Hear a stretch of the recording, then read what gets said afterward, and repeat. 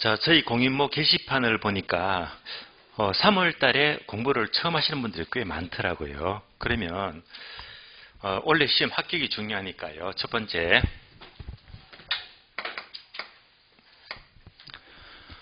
3월 달에 공부를 처음 하시는 분.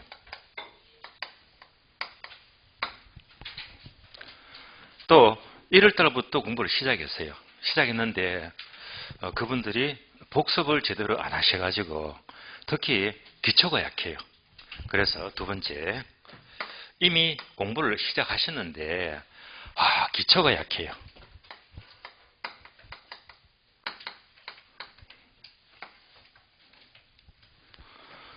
두 분 다 비슷해요. 예. 그러면 이제 이런 분들은 이제 갈수록 진도가 처지거든요. 합격과 멀어질 수가 있다는 말입니다. 그래서 이런 분들이 이제 공부를 3월 달부터 제대로 하시려면 방법이 조금 달라져야 됩니다. 이미 공부가 되신 분들은 관계가 없어요. 수업만 꾸준히 따라오시면 되니까. 그러면 두 가지 경우는 어떻게 하느냐. 지금 진도가 3월, 4월 달 과정입니다. 그러면 1월, 2월 수업 있죠.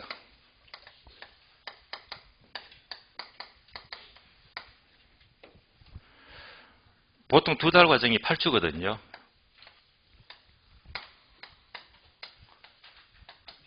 8주 과정입니다. 그러니까 1, 2월 달이나 3, 4월 달이나 진도가 거의 비슷하게 나갑니다.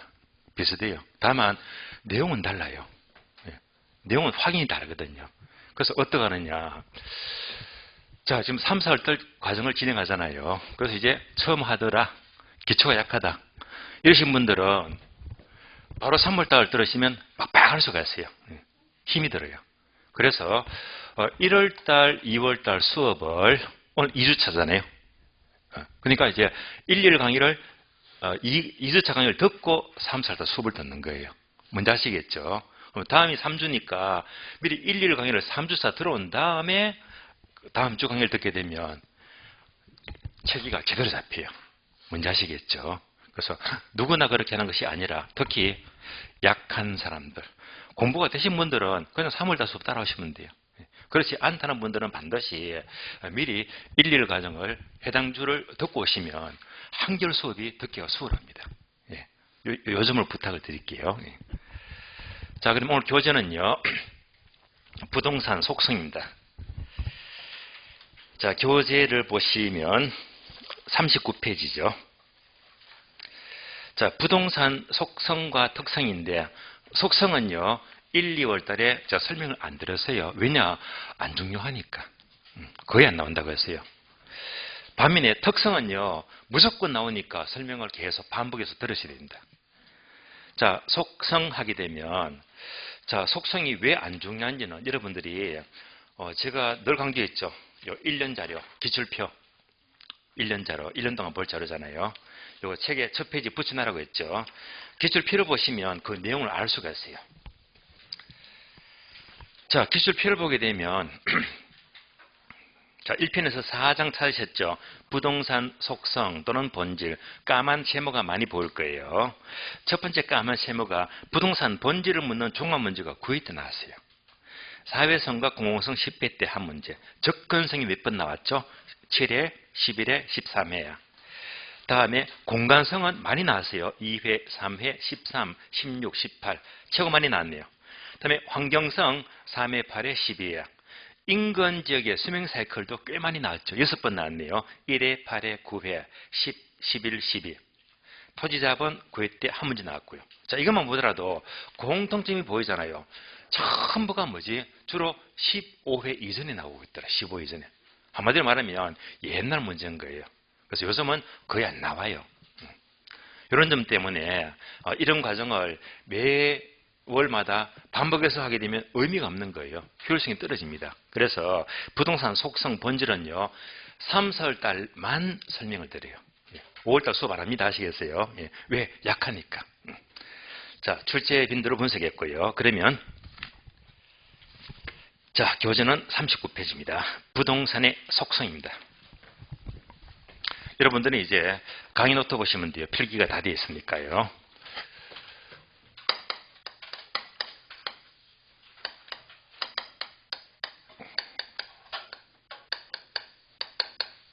대개 부동산의 속성을 똑같은 말로 본질 이렇게도 불려요.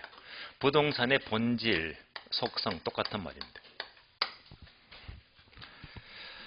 자, 크게 5가지인데요. 첫 번째가 공간성입니다.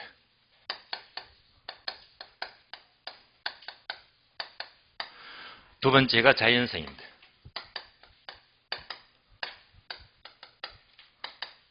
세 번째가 위치성이고요. 네 번째가 환경성입니다.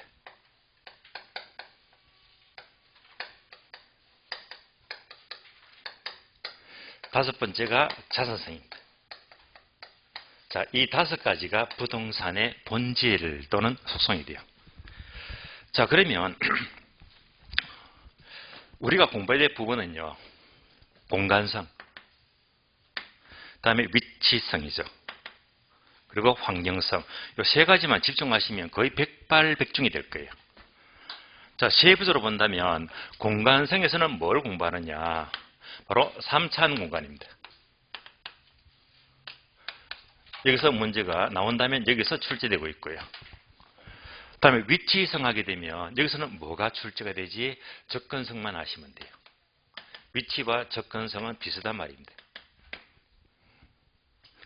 그 다음에 환경성 하게 되면 바로 환경은 늘 변화하잖아요. 우리 미금역 주변이 늘 변하듯이. 그래서 바로 인건적인 변화 단계죠. 다른 말로 인건적의 수명 사이클입니다.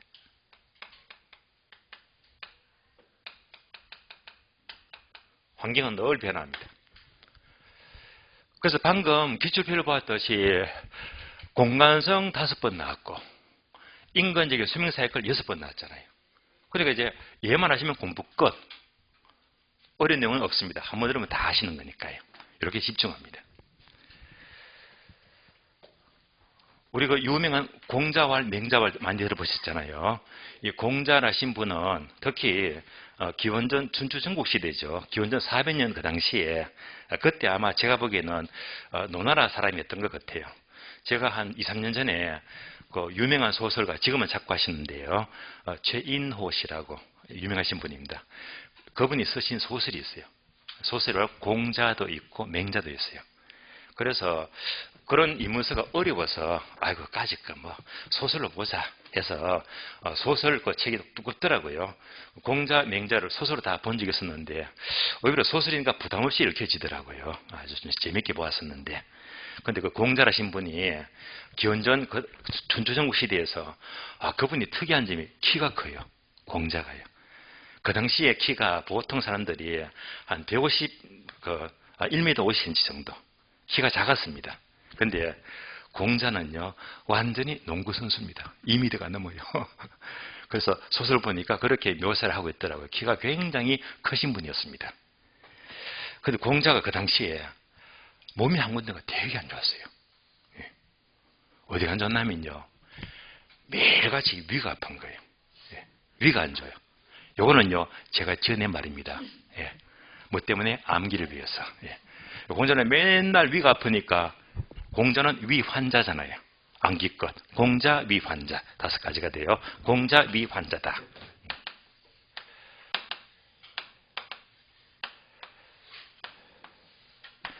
그래서 부동산 본질 속성하게 되면 이제 암기가 되었어요. 공자, 위 환자. 자, 이 5개 중에서 특히 우리는 뭐만 집중한다? 공간성, 3차원 공간. 다음에 위치에서는 접근성이 빈도 높게 출제가 되고 있고요. 그 다음에 환경성은 늘 변한다. 인건적의 변화 단계 또는 수명 사이클입니다. 이 3가지만 제대로 아시면 돼요. 자, 이제 속성 5가지 아시겠죠? 그러면 우선 자연성도 그냥 넘어갔으면 좋겠는데 얘도 아마 제가 제 기억으로 9회 때로 기억납니다. 딱 한 번 나왔기 때문에 설명을 드릴게요. 자연. 자, 그러면 자연성 하게 되면 강의 노트 보게 되면 2번이죠. 현장 자원과 상품 전이 나와요. 현장 자원과 상품 딱 한 번 나왔기 때문에 그냥 한 번 듣고 흘려버리시면 돼. 나왔기 때문에 제가 마음이 찜찜해 가지고 설명을 드리는 거예요. 그럼 얘는요 친절하게 오른쪽에 교재 496페이지 되어 있죠. 한번 펴볼까요? 496페이지. 현장 자원과 상품 자원이 나와요, 안 나와요? 나오죠. 예. 근데 저는 이 부분을 다 X라고 했거든요. 보지 말라고. 예. 오늘만 보시고 넘어가시면 돼요. 현장 자원과 상품 자원입니다. 그래서 이 파트가 부동산 개발에서 소개가 되어 있거든요. 사실은 우리 책 이 앞부분에 들어가야 됩니다. 뭐 거기 들어가나 앞에 나와 똑같아요. 그럼 이제 한 번 들으면 아는 거니까 설명을 드리겠습니다. 현장 자원과 상품 자원입니다.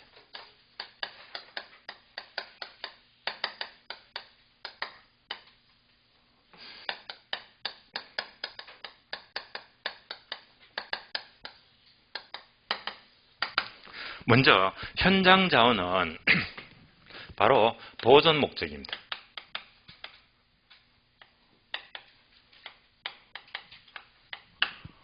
예를 들면 녹지 공간 또는 유명한 관광지 있죠. 설악산, 지리산 이런 것들이 모두가 보존 목적의 현장 자원입니다.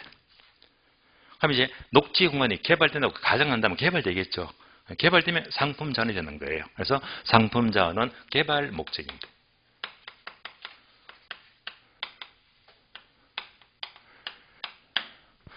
여러분은 둘 중에 뭐가 더 중요하다고 생각하세요?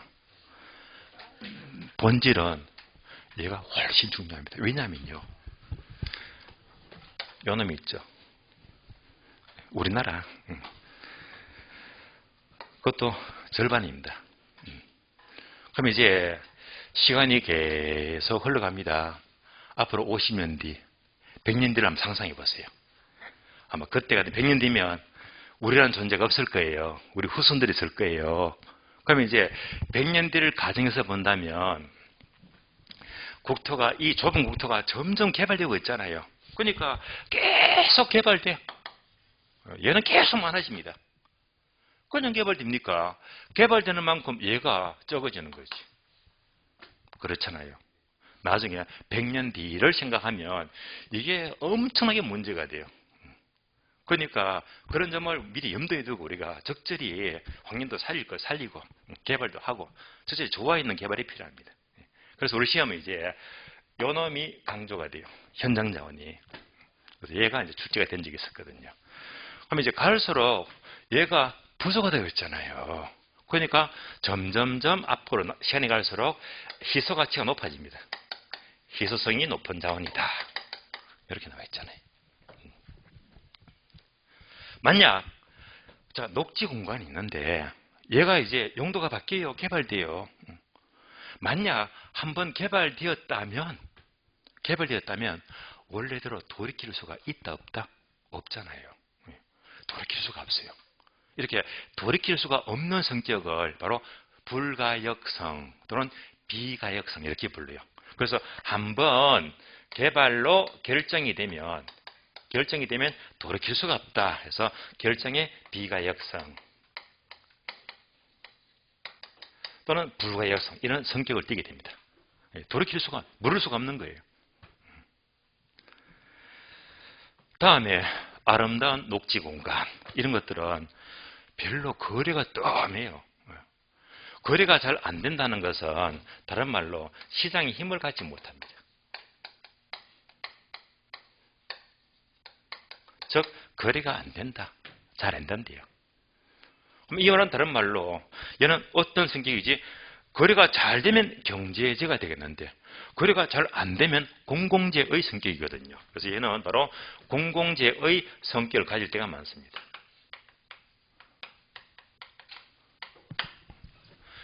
이런 자원을 잘 보존하기 위해서는 네 번째, 정부의 정책이 필요해요. 그래서 정책적인 배려가 필요합니다.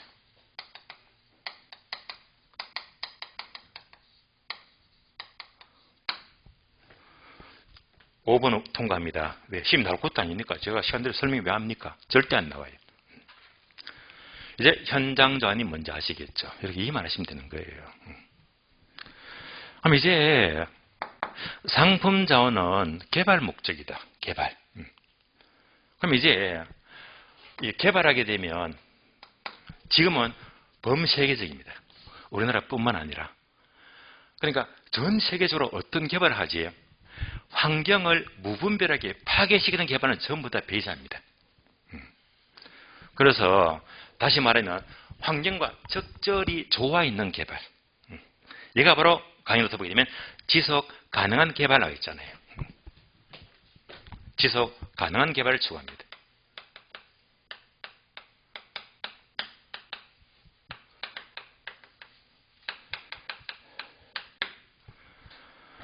가끔씩 개발지역 보게 되면 이런 현수막이 걸리기도 합니다. 지속 가능한 개발하게 되면 무슨 말이지? 환경 친화적인 개발이다. 환경을 무분별하게 파괴하지 말고 적절히 환경 친화적인 개발이 바로 지속 가능한 개발입니다. 이것이 우리나라뿐만 아니라 전 세계적인 추세가 돼요. 그래서 자연성하게 되면 이제 현장 자원과 상품장 두 가지가 있더라. 이렇게만 비교하시면 돼요. 여기까지가 우리 교재는요 496페이지의 내용이 있는데요. 그러니까 이는 뿌리도 모르고 그냥 개발 가서 딱 보게 되면 이게 도대체 뭘 말하는 건지 그 본질을 알 수가 없잖아요. 자, 여기까지가 이제 자연성과 관련된 내용입니다. 자, 이제 공자 미환자 중에서 공간성 넘어갑니다. 얘는 이제 출제가 5번 되었다고 했잖아요. 꼭 알아야 돼요. 어린 내용은 없습니다. 그러면 1번 올라가요. 공간성. 바로 3차원 공간되어 있죠. 그러면 이제 항목이 좀 오른쪽 삐딱하게 설명이 되어 있어요. 왼쪽 여백이 있잖아요. 여백. 거기다가 이렇게 그림만 그려주시면 돼요. 그림만. 이렇게 그려주면 돼요. 얘가 지표면입니다. 지표면. 얘만 그려주시면 돼요. 요것만 넣어주시면 돼요. 어떤 사람이 한 필지에 소유권을 취득합니다. 그러면 얘가 바로 지표공간, 지표권이잖아요. 또 위로는 공중공간, 공중권이 있고요. 아래로는 지하공간, 지하권입니다. 그래서 1번, 2번, 3번 해서 이 세 가지를 통틀어서 3차원 공간 이렇게 불러요. 이때 소유권을 취득하게 되면 내가 산 거잖아요. 그러니까 하늘 끝까지 지구 중심까지 내 것이 되느냐? 그것은 아니잖아요. 그래서 어디까지? 일정한 범위까지. 일정한 범위까지만 소유권의 효력이 미치게 됩니다. 이것을 민법 제212조에서는 바로 정당한 이익이다. 정당한 이익이다.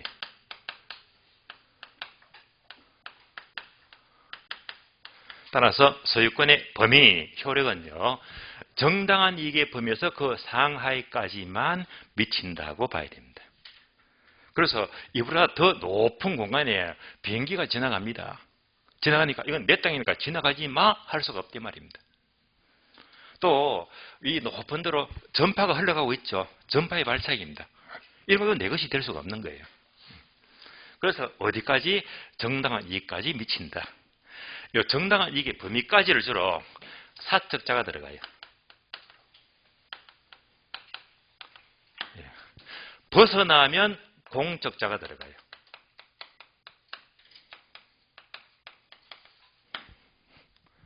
그래서 사적 공중권, 사적 지하권 여기까지만 미치는 거예요. 그럼 이제 그 넘어서 공적 공중권, 공적 지하권은 소유권의 효력을 조정할 수가 없다 이 말입니다. 그러면 이 정당한 이익의 범위를 도대체 어디까지 범위에 한계를 그을 수 있을까요? 이런 것들은 민법에서 따로 정한 바가 없습니다. 그래서 이때 정당한 이익의 범위 하게 되면 바로 사회 통념으로 구분합니다.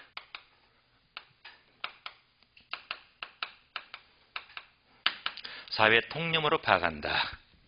다시 말하면 주로 민법에서 바로 신의 성실의 원칙을 공부하시잖아요. 그에 따라서 사회 통념적으로 판단하기 때문에 주로 이제 판례로서 형성될 때가 많다는 말입니다. 3차원 공간 아니면 이 세 가지 공간을 가리킵니다. 그럼 이제부터 각각 하나씩 보시면 돼요. 세부적인 내용들을. 그럼 첫 번째, 지표권은 뭡니까? 자, 우리가 상식적으로 지표상에 이렇게 물이 흘러가잖아요. 그래서 지표권 하게 되면 물에 관한 권리가 문제가 된다. 물 나와 있잖아요. 이때 물에 관한 권리하게 되면 크게 두 가지 관점인데, 첫 번째 유역주의가 있고요. 다음에 선형주의가 있어요. 물에 관한 권리는 유역주의와 선형주의 두 가지가 있다. 첫 번째 유역주의가 뭡니까 하게 되면 한마디로 물이 아주 흔한 지역이다. 물이 흔하대요. 선형주의는 물이 아주 귀한 지역입니다. 물이 귀한 지역이다. 예를 들면 저기 중동 쪽에 사막 돌리시면 돼요. 오아시스 물이 얼마나 귀합니까? 그래서 이제 물이 흔한 지역이면 유역주의를 채택하는데, 물이 흔하기 때문에 물을 누구나 골고루 쓸 수가 있어요. 골고루 쓴다. 얘가 바로 우리 민법입니다. 우리 민법은 누구나 물을 골고루 쓰도록 하고 있습니다. 그래서 유역주의를 채택을 하고 있습니다. 반면에 선형주의는 물이 귀하다고 했잖아요. 귀하니까 누구나 골고루 쓸 수가 없잖아. 얘는요, 먼저 온 사람입니다. 먼저 온 사람이 독점적으로 농사를 먼저 지을 수가 있어요. 그래서 이렇게 두 가지가 있는데, 우리나라는 주로 이제 민법에서는 바로 누구나 물을 골고루 사용하자 해서 유역주의를 채택을 하고 있습니다. 그러면 이제 이 유역주의, 이런 지역에 강이 흘러갑니다. 흘러갈 때 이 유역지의 소유권의 범위가 어디까지 인정이 될까? 또 오른쪽에 나와 있죠. 그래서 유역지에 대해서 소유권의 범위가 나와요.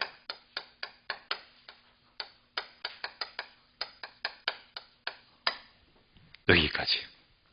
이런 내용들이 우리 책에는 기본서는 빠져 있어요. 한번 들으시면 아는 건데 빠져 있습니다. 다른 책은 대부분 다 나와 있어요. 그런데 크게 두 가지인데, 첫 번째 항행이 불가능하다. 이렇게 나왔을 거예요. 두 번째는 항행이 가능하다. 즉 배가 다닐 수 없는 경우와 배가 다닐 수 있다는 경우로 구분하시면 돼요. 어떻게 정리를 할까? 예를 들어 볼게요. 예를 들면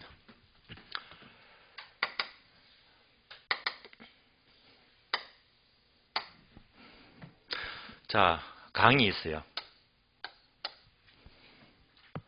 그러면 갑의 땅이 있고 을의 땅이 있어요. 갑과 을의 땅이 있습니다.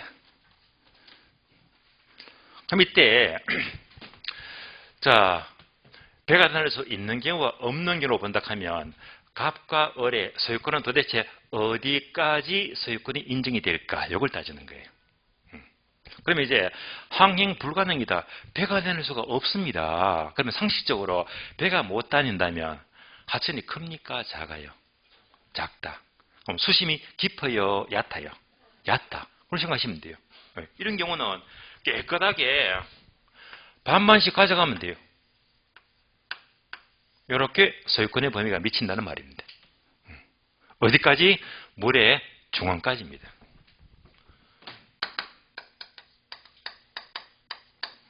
물의 중앙까지 소유권의 범위가 미친다는 점입니다. 두 번째, 항행이 가능하다. 배가 다닐 수가 있대요.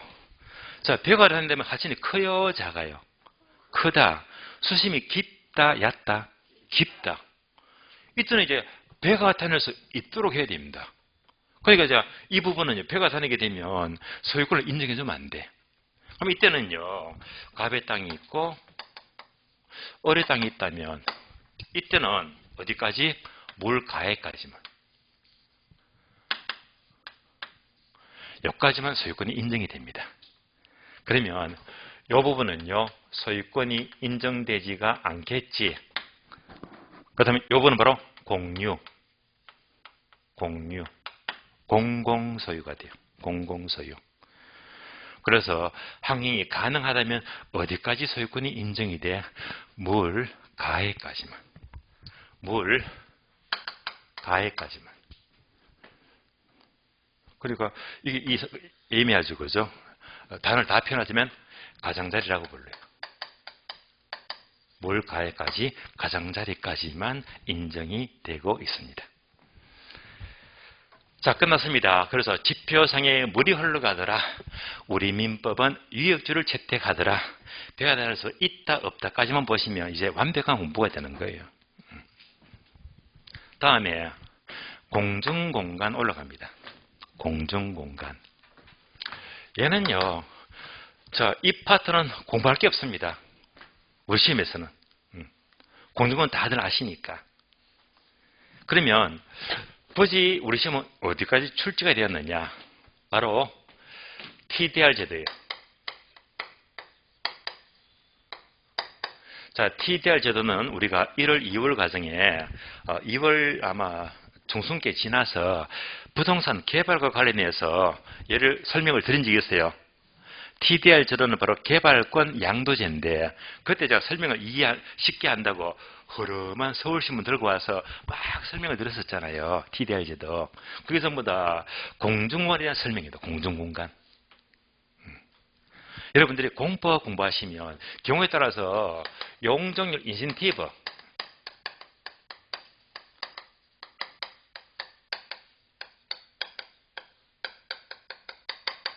이런 것도 이제 공부를 하시게 공법 시간에 이것들이 모두가 공중공간을 가리킵니다. 다들 아는 거잖아요. 그럼 이런 게 어떻게 출제가 될까? 다시 말하면 TDR 제도나 용적률 인센티브 제도는 공중공간과 관련된 개념입니다. 아무것도 아니에요.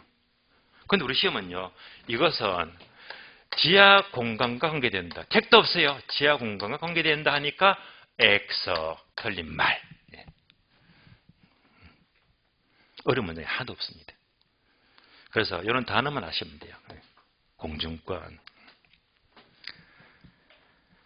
그 다음에 지하권입니다. 지하권도 이제 제가 교재를 점검하시면 얘도 설명이 빠져서 없어요. 근데 얘는 꼭 알아야 돼요. 왜? 출제가 여러 번 됐으니까. 그래서 이제 강의 노트 보게 되면 1번, 2번 나와 있잖아. 첫 번째가 뭡니까? 지하에 미채굴 광물이 있더라.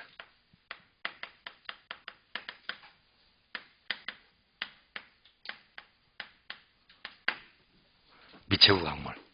한번 볼까요? 지하권도 내 소유권의 효력에 미친다. 사적 지하권입니다. 소유권의 효력을 주장할 수 없다. 공적 지하권입니다. 근데 이럴 수 있잖아요. 이 지하 공간에 이렇게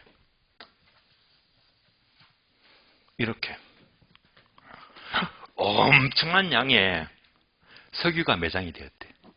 그럴 수 있잖아요. 그러면 이제 얘는 뭡니까? 사적 지하권이니까 이건 내게 돼야 되겠지. 이런 경우는요, 나라마다 달라집니다. 그래서 우리나라는 이렇게 지하에 묻힌 미채굴 광물, 뭐 히트르라든지 또는 금이라든지 이런 미채굴 광물 중에 꽤 많습니다. 그런데 이런 것들은 내 것이 될 수가 없습니다. 우리나라에서는요.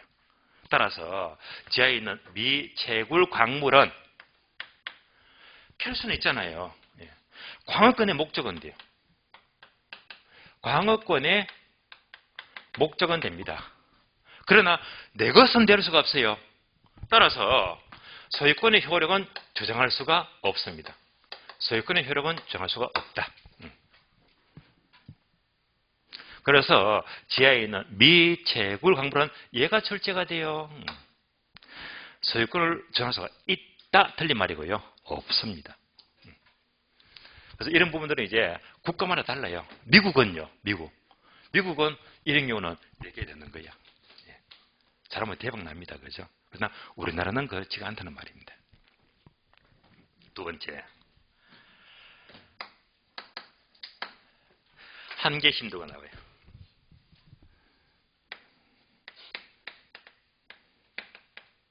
그러면 한계 심도가 뭡니까 하게 되면 바로 지하 이용의 지정이 없는 깊이를 말해요. 그 말이 뭐냐면, 자, 지표권에서 소유권 효력은요 여기까지만 미친다고 했잖아요. 예. 사적 제약권 여기까지만. 여기까지가 뭐지? 한계심도. 개인이 이용할 수 있는 거잖아요. 한계심도. 그럼 이제 한계심도는 우리 현실적으로는 서울에 지하철 노선이 굉장히 많잖아요. 예. 그럼 지하철 공사할 적이 뭐하지? 지역 공간이 필요하거든요. 예. 그래서 이제 서울시 지하철 관련 조례를 따르자면 이 한계심도가 나와요. 일본말로 대심도라고도 하는데, 그래서 이제 서울시 조례에 따른다면 구분이 많습니다. 예. 고층시가지, 중층시가지, 저층시가지에 따라서 깊이가 달라지거든요. 뭐 이런 것도 시험과 거리가 멀지만은요. 만약에 요직이 고층시가지라면 고층시가지 한계심도는 40m까지 이용 가능합니다. 40m까지. 중층시가지는 35m가 되고요. 저층시가지나 주택은 30m가 되고 농지나 임대는 20m가 돼요.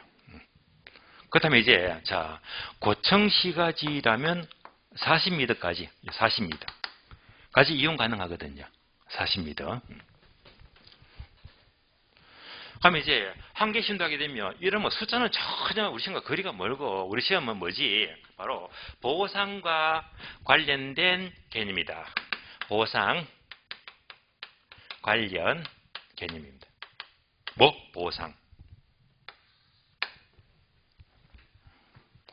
자, 예컨대 얘가 고층시가지면 몇 미터? 40m 이용할 수 있다고 했잖아요.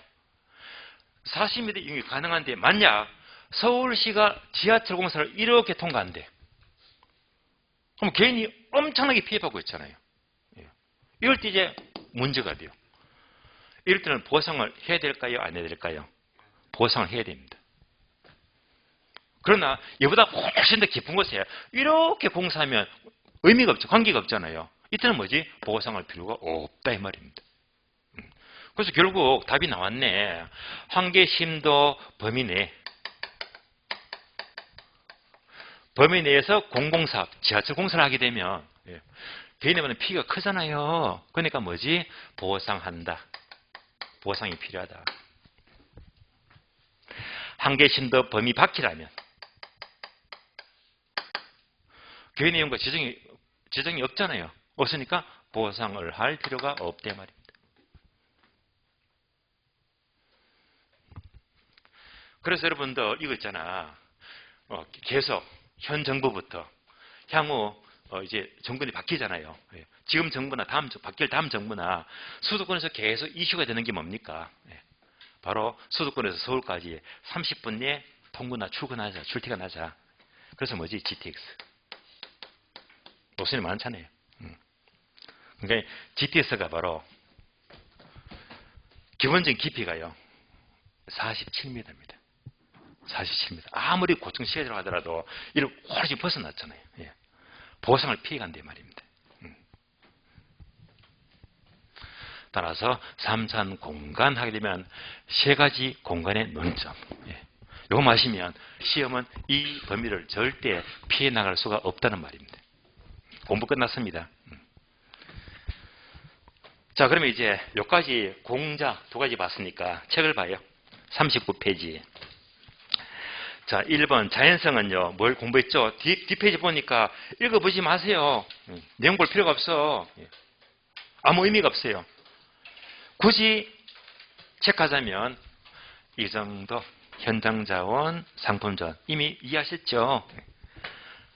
다음에 자, 2번 위치는 이제 잠시 이제 우리는 암기는 어떻게 했지? 공자 위 환자니까 위치는 잠시 보류하고요. 한 장 넘겨서 43페이지 3번 공간. 자, 공간 하게 되면 1번 이제 단어가 쏙 들어올 거예요. 3산 공간 하게 되면 3산 공간은 자, 첫 줄 중간부터 밑줄 하세요. 수평 공간뿐만 아니라 지중 공간, 공중 공간, 밑줄 이 세 가지가 3산 공간이 되고요.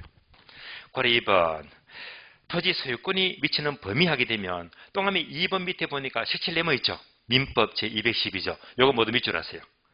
토지의 소유권은 정당한 이익이 있는 범위 내에서 그 토지의 상하에 미친다. 다음 페이지 넘어가요. 썰렁하죠. 썰렁하잖아. 시범 보세요. 저게 전부 다 빠져 있잖아. 예. 그래서 이제 이런 것들이 넣었으면 좋겠는데 정작 출제가 되었던 것들이 빠져 있다는 약간의 아쉬움이 있다는 말입니다. 자, 공관성 끝났고요. 이제 자, 공자 미환자 중에서 세 번째 위치성을 설명드리겠습니다. 위치성. 자, 위치가 좋다는 말 많이 듣잖아요. 예. 여러분이 이제 학교 가시면 여러분은 전문가입니다. 아시겠어요? 공인중개에서 전문가입니다. 예. 그러면 여러분이 이제 항상 고객하고 대화를 하게 되면 이런 단어 쓰면 안 돼요.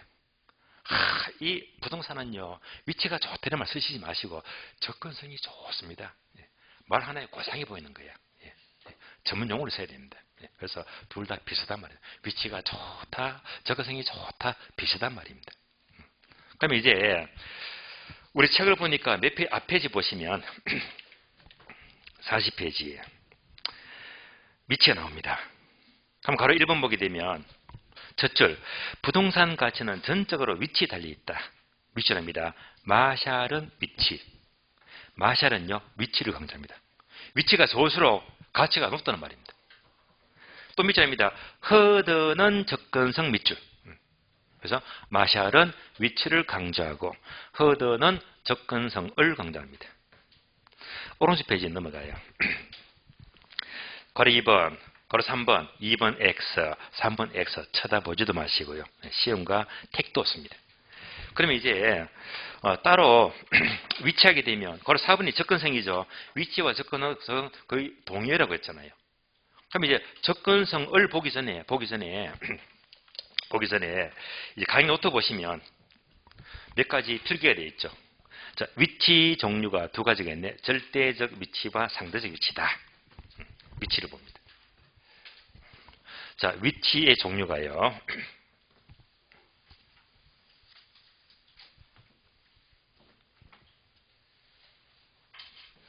두 가지죠. 절대적 위치와 상대적 위치예요.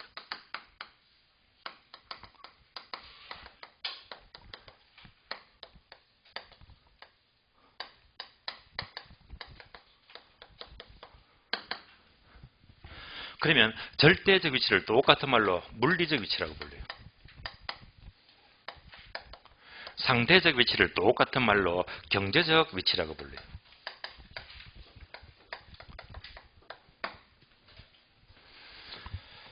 그러면 예를 들어 설명할까요? 15회 때 출제가 되었으니까 아셔야 됩니다. 근데 이제 요 단어도 우리 책은 빠져 있거든요.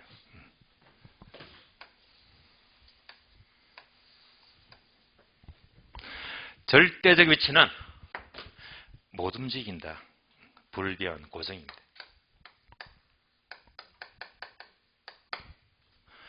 왜 못 움직입니까? 부동산의 부동성 특성 때문이죠.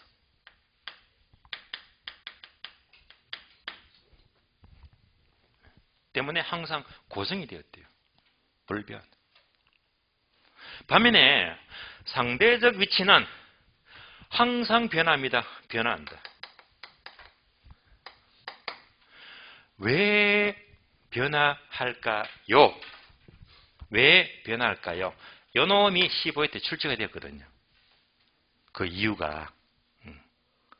그래서 그 이유가 뭐냐? 바로 주변 이용 상황입니다. 주변 이용 상황 때문에 경제 위치는 항상 변화할 수가 있다는 말입니다. 그럼 예를 들어봐요. 예를 들면 자, 저는 부끄럽지만 한 번도 못 가봤는데요. 강원도에 정선. 무슨 말이죠? 정선에 그 유명한 카지노가 있잖아요. 예. 제가 도박을 안 해봤습니다.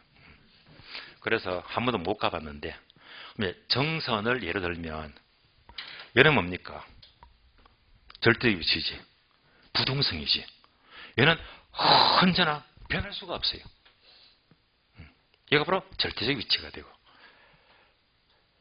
그런데 시계열상 흐름을 보게 되면 이 정선, 이 부분이 과거에는요, 정선이 뭐죠?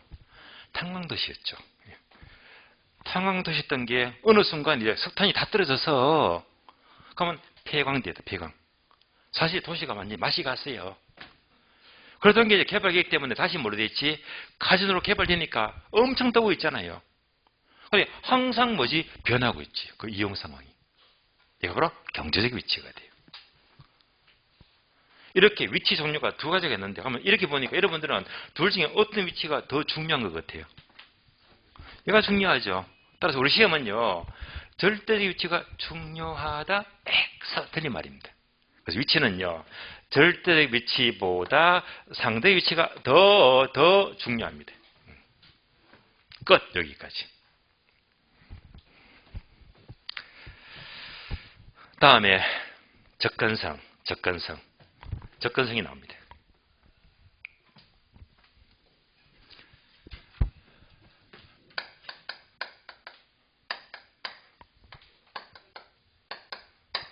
얘가 기출표에서는 3번 나왔다고요. 3번.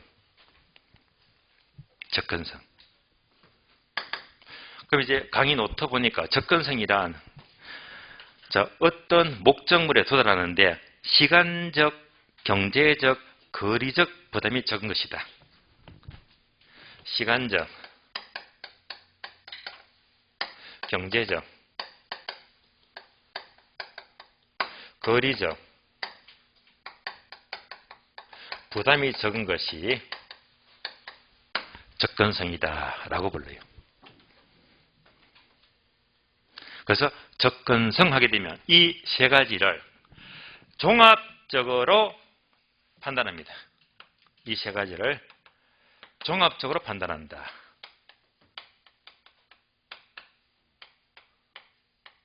즉, 한 가지 관점만 볼 게 아니라 세 가지 관점을 전부 다 따져봐야 하는 것이 접근성입니다. 명확한 예를 들어서 간단한 예를 든다면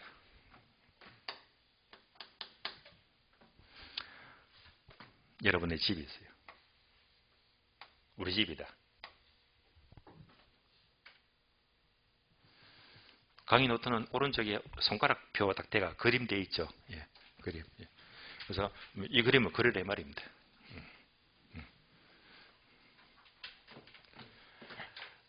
우리 집에서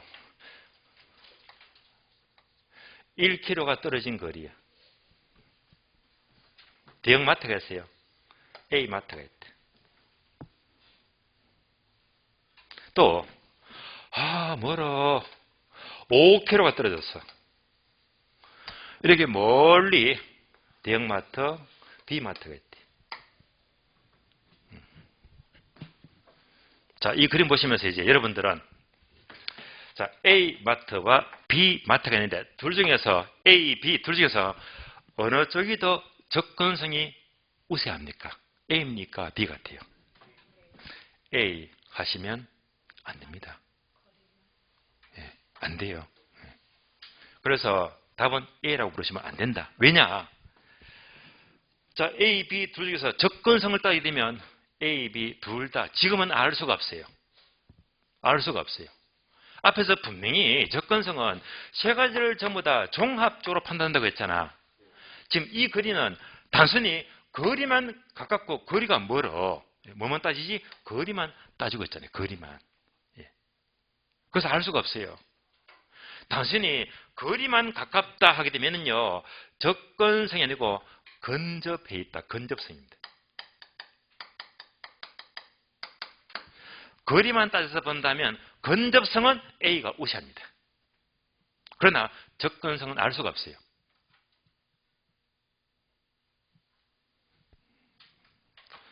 그럼 이제 추가적으로 이런 자료를 더 붙여볼게요.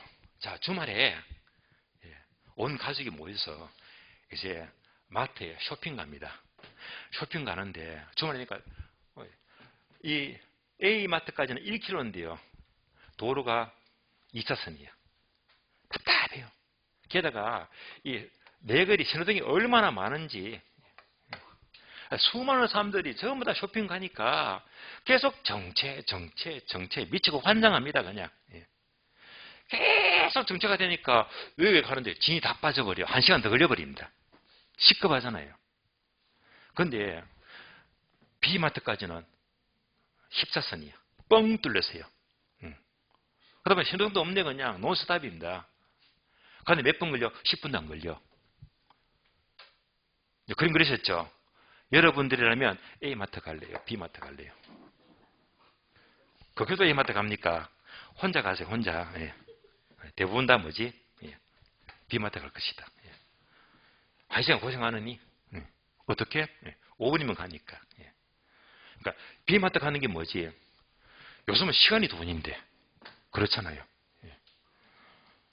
그러니까 이 세 중에서 가장 중요한 게 시간이 가장 중요합니다. 시간이. 예. 학교에서 시간이 가장 중요합니다. GT에서 목적이 뭡니까? 30분 내에 전부 다 시간거리를 강조하잖아요. 예. 그래서 이런 걸 종합적으로 참작하니까 A보다 B가 더 우세하다. 자, 이런 조건에서는 바로 B마트가 뭐지? 접근성이 우세하다라고 볼 수가 있다는 말입니다. 이제 접근성 아시겠죠? 세 가지를 모두 종합적으로 판단한다. 이런 질문이 출제가 된 적이 있습니다. 강의 노트 메모되었을 거예요.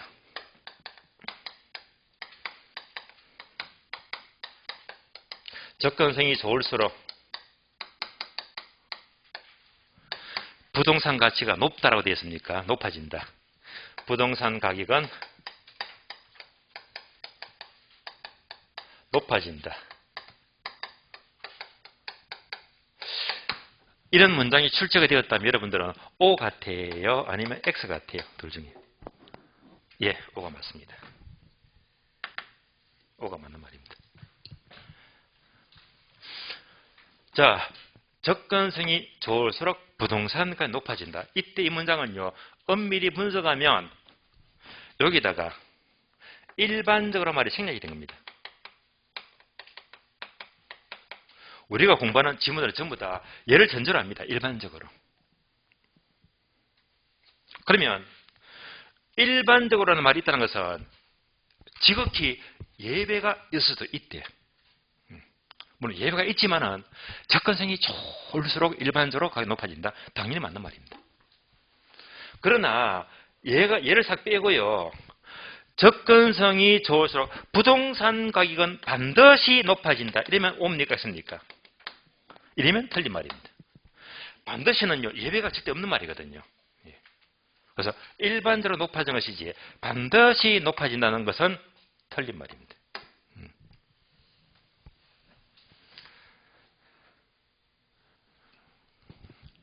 자, 그러면 위치를 보았으니까, 접근성을 보았으니까 이제 책을 볼까요? 책. 41페이지입니다. 41페이지 보시면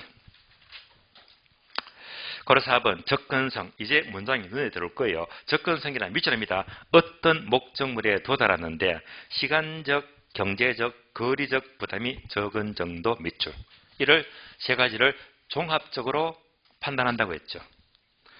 가로 5번요. 여러분이 읽어보시고 다음 페이지 넘어가요. 3번 거리와 접근성. 첫 줄만 밑줄입니다.